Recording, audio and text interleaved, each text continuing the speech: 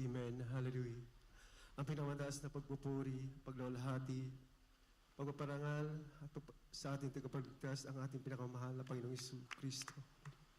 Pag-alaala sa mga kinintuang turo at aral ng ating beloved parents in the Lord. Hallelujah. Pagbati sa buong beloved Almeida family. Hallelujah. Beloved preacher, beloved sa lahat ng mga kapatiran, ganon din po sa mga sa ating mga bisita. Magandang gabi po, mga minamahal. Hallelujah. Hallelujah. Napakabuti ng mahal na Panginoon. Hallelujah. Ako po magpasalamat sa ating mahal na Panginoon. Hallelujah. Bago po ako nasib, mga minamahal, sa aking buhay. Hallelujah. May pangarap po ako, mga minamahal, kahit mahirap po ang aking buhay, na maging maayos. Maayos na, kasi sa panahon, mayroon na po akong asawa noon, mga minamahal. Gusto kong maayos ang aming buhay kahit mahirap. Ngunit tunay po, mga minamahal, pag wala ang mahal na Panginoon, talaga pong nakabarkada po ako ng maraming bisyo. At ako po'y natuto, mga minamahal. Ang number one kong bisyo, barkada, mga minamahal. Hallelujah. Pag inom ng alak, at natuto po akong mababae, mga minamahal. Hallelujah. Ngunit aking pinasalamatan sa ating mahal na Panginoon. Hallelujah. Dahil ito po ang naging dahilan para makilala ko ang ating mahal na Panginoon. Alam niyo po, nahuli po ako na aking mahal na asawa. Araw po ng linggo yun, mga minamahal, madaling araw. Tunay po mga nung ako po'y nahuli. Talaga pong grabe po yung away namin. Na kahit anong pakiusap ng asawa ko, na kami po'y magbati. Sa loob po ng isang linggo talagang hindi ko po pinansin ang aking mahal na asawa. Ngunit araw po ng Sabado yun, mga minamahal, niyakap po ako ng aking mahal na asawa. Sabi niya, bati na tayo, patawarin mo ako. Alam po, sabi ko, oo, bati na tayo. Alam niyo po, sabi niya, gusto mo sasamba tayo sa Jesus Miracle Crusade. Alam mo po, hallelujah. Hallelujah. At dito po nagsimula ang aking buhay bilang isang Kristiyano. Hallelujah. Nang tinanggap ko po ang ating mahal na Panginoon sa Dakong Marikina taong 1994, tulad pong pinagpala ako ng ating mahal na Panginoon. Praise the Lord. Ang aking buhay, ang aking mga bisyo inalis ng mahal na Panginoon. Napakabuti ng Diyos. Hallelujah. At tunay po, hindi lang po yun, mga minamahal. Meron po akong sakit noon, mga minamahal na 3. Mayroon po akong ulo sira, inalagaan ko sa kain, mga minamahal, dahil talagang masama ang pakiramdam ko pag nagutuman po ako. Mayroon po akong arthritis. At yung pag-ihi ng 2 minuto ang pagitan, napakahirap, mga minamahal. Ngunit na ako po'y nabautismo sa tubig sa pangalan ng ating mahal na Panginoon. Instant po itong pinagaling ng mahal na Panginoon. Lord, hallelujah. Kaya tunay po, hallelujah. Kami po'y nagpatuloy sa paglingkod sa mahal na Panginoon. Alam niyo po, nung ako po'y nasib, hindi po ako nabautismohan noon dahil gabi na po natapos. Natandaan ko March 27, 1994, gabi na po natapos dahil huli sa period, mga inamahal. Alam niyo po, pagkasunod na linggo, ako po'y nagpabautismo. Mga minamahal, ang pinapangaral natin, beloved pastor, ay totoo. Ang mga patutuan na aking napangigyan sa loob ng isang linggo ay totoo. Alam niyo po, nilagnat po yung anak ko. Araw po ng panggabi ako noon, mga minamahal, ako pumasok sa trabaho. At pag-uwi ko, alas 11 na, nilagnat na po yung 2 kong anak. Hallelujah. Ang sabi ng asawa ko, may lagnat yung anak natin 2. Grabing taas ng lagnat nila. Nilihas ko sila, hindi gumaling. Siguro, dahil hindi pa ako nabautismuhan, ilihas mo yung anak natin. Alam niyo po, dinala ko po yung anak ko sa kwarto namin at lumuhod po ako. Sabi ko, mahal na Panginoon, patawarin mo ako sa lahat ng aking mga pagkukulit. Dahil hindi pa po ako marunong magpuri, mga minamahal. Alam niyo po, ipinatong ko po yung kamay ko. Sinaway ko yung lagnat nila, mga instant po. Pinagaling ng ating mahal na Panginoon. Amen. Praise the Lord. Dalawa silang instant pinagaling ng mahal na Panginoon. Nakalipas po ang isang linggo, akala ko talagang ako po'y yung mga minamahal, tunay po na sunod na linggo, lumapit naman po yung kapatid, dala yung anak niya. Maliit na po yung anak niya, nasundot po ang mata niya, mga minamahal ng stick ng barbecue. Ang sabi ng kapatid ko, 2 araw na isang gabi hindi makatulog yung anak at iyak ng iyak dahil magang-maga po yung mata mga minamahal sa sobrang sakit. At alam niyo po, ganun din po ang aking ginawa noon. Sa paglihal ko, sinaway ko, di mo yung sakit ng mata pamamaga. Sa pangunat panalangin ng aming bilahid pastor, sabay ang pangalan ni Jesus, lumayas ka. Alam niyo po, paglihas, pag-alis na aking pagdilat ko po, mga minamahal, lumabas po yung lalaki ng luha nila, mga minamahal. At pagkatapos, pinadilat siya ng ating mahal na Panginoon. Tunay po, hallelujah, Praise the Lord. na totoo ang ating Diyos. Totoo ang Diyos na ating nakilala. Amen. Kaya simula noon, kami po'y naglingkod sa mahal na Panginoon. Ang aking buhay, mga minamahal noon, hallelujah. Tunay pong mahirap. Nasipo ako. 3 na po yung anak ko at mga anak ko po yung asawa ko. Bali, 4 na po. Mga minamahal, at dumating po mga minamahal sa aming pagdalo. Wala po kami pera. Puro hiram po ang nangyari, mga minamahal. At tunay po isang gawain, araw po ng linggo. Grabe po yung iyak ko, yung pangalawa kong anak, mga minamahal, bibili siya ng chicherya. Wala po akong maibigay. Hallelujah. Iyak siya ng iyak. At tunay po mga minamahal, nagulat po ako dahil tumawa na po yung anak ko. Yun pala, binigyan siya ng 5 piso ng kapatiran natin. Hallelujah. At alam niyo po, sa araw na yun, mga minamahal, sabi ko, mahal na Panginoon, nais kong maglingkod sa iyo. Ayaw kong umabsin sa gawain mo, mahal na Panginoon. Pagpalain mo po kami ng hanap buhay na sariling oras, mahal na Panginoon. Alam niyo po, ang binigay sa amin ng ating mahal na Panginoon, nagtitinda po kami ng isda, mga minamahal. At sa aming pagtitinda ng isda, pinagpala kami ng ating mahal na Panginoon. Alam niyo pa, utang lahat yan, mga minamahal, amin lang i-deliver sa bawat bahay. At pinagpala kami, ang aking hiningi sa ating mahal na Panginoon ay totoo na tupad, binigay ng mahal na Panginoon. Hindi pa kami mabisisigawan ng mahal na Panginoon. Hallelujah. At tunay po, mga minamahal, dumating ang himala, dakilang himala ng Diyos sa aking buhay. Taong 1985, mga minamahal, ako po umuwi sa Cebu, mga minamahal, krusada noon, mga minamahal, dahil nais ko pong madala ang aking mga magulang. At tunay po, dala ko po yung mama ko. At sa aming pag-uwi, mga minamahal, nandun na po yung karamdaman ng aking anak, mga minamahal, yung panganay ko. Mayroon po siyang lagnat, napakataas yung lagnat niya.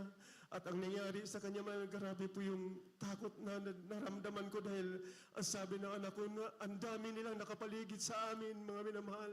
Nagpuri po ako, tumatalon po ako sa pagpupuri sa mahal na Panginoon. Hallelujah. Alam niyo po, sa loob na 1 linggo, pinagaling po ng mahal na Panginoon. Amen. Praise the Lord. Natapos doon, mga minamahal. Pagkatapos noon, mga minamahal, nilagnat naman yung pang-apat ko pong anak, mga minamahal, na isang buwan, isang taon, mga minamahal. At tunay po, mga minamahal, 1 taon, mahigit, mga minamahal. At tunay po na, hallelujah, dito po talagang naranasan ang dakilang himala ng ating mahal na Panginoon. Siya po yung nilagnat. At ang sakit pala niya, mga minamahal, ay tipdas na itim. Hallelujah. Alam niyo po, sa loob ng 2 linggo kalahati, grabe pong hindi kami lumalabas sa bahay, mga minamahal. Palagi kami nagpupuri sa mahal na Panginoon. Lumalabas na ako kapag dumalaw ako sa gawain ng ating mahal na Panginoon. Hallelujah. Alam niyo po, dumating po ang 2 linggo, mga minamahal. Umitim na po yung katawan ng anak ko. Mga kuko niya, lahat umitim na. Ngunit ang puso ko, mga minamahal, ang panampalataya ko, ay punong-puno ng panampalataya sa ating mahal na Panginoon. Ang pagtitiwala ko sa ating mahal na Panginoon. Ang sabi ko, hallelujah, maghihimala ang mahal na Panginoon. Ngunit dumating talaga 2 linggo kalahati, mga minamahal, siya po'y nawala ng buhay. Hallelujah. Alam niyo po, hallelujah, ang ginawa ko, nililihans ko siya. 2 beses ko na siyang nilihans, hindi po siya nabuhay. Ngunit alam niyo, ginawa ko, niyakap ko po yung anak ko, hinagis ko, niyakap ko uli, hinalik-halikan ko na, sabi ko, patay na talaga ang anak ko. Ngunit may isang busis po akong narinig, hallelujah, busis noon na hindi ko pa nakalimutan hanggang ngayon. Sabi niya, anak, manalangin ka muli at dito mo makita ang aking kapangyarihan. At totoo, hallelujah, binuhay po siya ng ating mahal na Panginoon. Amen. Praise the Ito Lord. po yung imala na ginawa ng mahal na Panginoon. Ito pala yung magamit natin sa paglilingkod sa ating mahal na Panginoon. Dahil hindi po pala puro roses, mga minamahal. Alam niyo po, taong 1998, kinuha po yung isa kong anak, mga minamahal. 1991, kinuha uli yung isa. Alam niyo po, ang anak ko, 10 sila, mga minamahal. 2 po yung kinuha. Grabe po yung kalungkutan. Ngunit, totoo ang ating Diyos. Alam niyo po, mga minamahal, ang nangyari, umiiyak po ako sa gabi. Hindi po ako nagpalata sa asawa ko na ako po'y nalungkot. Alam niyo po, ganun din pala siya, mga minamahal, umiiyak sa gabi. Ngunit isang gabi, mga naginip ang aking malasaw. At siya po'y nabiglang tumayo at tinanong ko siya na naginip ako. Ang sabi ng mahal na Panginoon, huwag mo nang alahanin ang nasa akin. Ang alahanin mo ay nasa iyo. Hallelujah. At dito po kami, mga minamahal, talagang lumakas po kami sa aming pagdalo. Sabi ko, mahal na Panginoon, alisin mo sila sa aking isipan.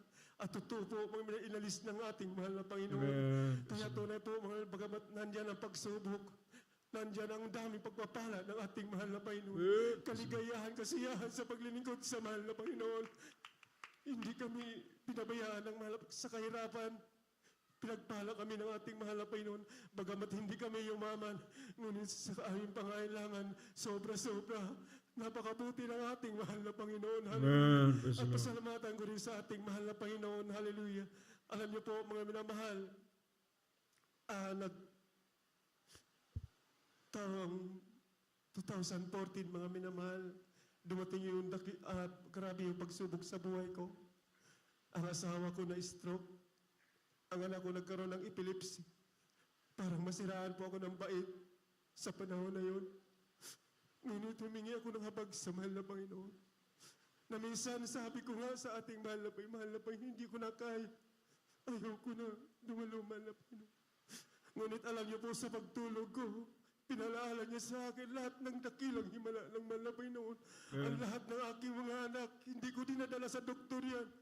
Minsan daliri na lang gumagalaw. Patuloy kami naniniwala, nagtiwala sa mahal na Panginoon. Amen. Praise the Lord. Pinapagaling ito ng ating mahal na Panginoon. Hallelujah. Alam niyo po, kinabukasan, pinalakas ako ng ating mahal na Panginoon. At totoo hanggang ngayon, sa kahabagan ng ating mahal na Panginoon, narito pa rin po ako sa kahabagan kasama ng aking mga anak sa paglilingkod sa ating mahal na Panginoon. Kaya maraming salamat sa ating mahal na Panginoon sa mga pagpapala ng Diyos. Mga pagpapala na hindi inasahan. Alam niyo po, wala po akong pinag-aralan. Nung aking hanap buhay, mga minamahal na pag-iista, sinamahan ko ito ng pamimili ng bakal, plastic, kung anong mapagkitahan. Ginapit ko po yung sipag ko, mga minamahal. At totoo, hindi kami pinagkulang ng ating mahal na Panginoon. Lahat ng mga bayarin namin ay namabayaran, mga minamahal. Hallelujah. At pasalamatan ko sa ating mahal na Panginoon ng akala ko noon, ang aking mga anak hanggang high school lang, mga minamahal. Ngunit ngayon po, yung 8, malapit na pong matapos sa pag-aaral. Hallelujah. Napakabuti na ating mahal na Panginoon. 5 na po yung nakatapos, mga minamahal. Hallelujah. At pasalamatan ko sa ating mahal na Panginoon na minsan, ang sabi ng anak ko, hallelujah. Dahil talagang ayaw ko pong mag-abroad ang anak ko, mga minamahal. Hindi ko po siya sinusuportaan. Ngunit ang sabi ng anak, bata pa lang ako, ito yung pangarap ko. Dahil nais ako makatulong sa iyo. At totoo po, mga minamahal, nung sinuportahan ko siya, pinagkaloob ng mahalapin siya po makarating sa bansang Finland. Hallelujah. At 2 na sila ngayon, mga minamahal, nandun yung panganay ko. Siya yung pangalawa ko. Hallelujah. Kaya purihin ang mahal na Panginoon sa pandemic, mga minamahal, siya po ang ginamit ng mahal na Panginoon para sa amin. Kaya sobra-sobrang pagpapala binigay ng mahal na Panginoon. Nagkaroon po kami ng unang-una po nung sa aking paghahanap buhay, nakabili po kami ng 2 tricycle na pampapasada, mga minamahal. Alam niyo po, hallelujah. Sabi ko, totoo talaga, mahal na Panginoon. Ang hiningi ko sa ating mahal na Panginoon, sariling oras, lahat po, tinugon ng mahal na Panginoon. Hindi na kami nag-iisda, pero may tricycle po kami. Sa ngayon po, pinasalamatan ko sa ating mahal na Panginoon na mayroon na pong binigay ng mahal na Panginoon na 4 na gulong. Maraming salamat sa ating mahal na Praise the Panginoon. Lord. Hallelujah. At dagdag pa dito mga dalawang bahay na pinagkaloob ng mahal na Pinoon sa amin. Kaya maraming salamat, mahal na Pinoon, sa lahat ng pagpapala mo, biyaya na ipinagkaloob mo sa amin, na ipinaranas mo sa akin. Ipinatikim mo sa akin, mahal na Pinoon, ang kaginawan. Kaya ang pinakamataas na pagpupuri, pagpadakila, pagpapasalamat ay tayo sa ating pinakamahal na Panginoon Jesus. Amen. Hallelujah. Praise the Lord. Amen.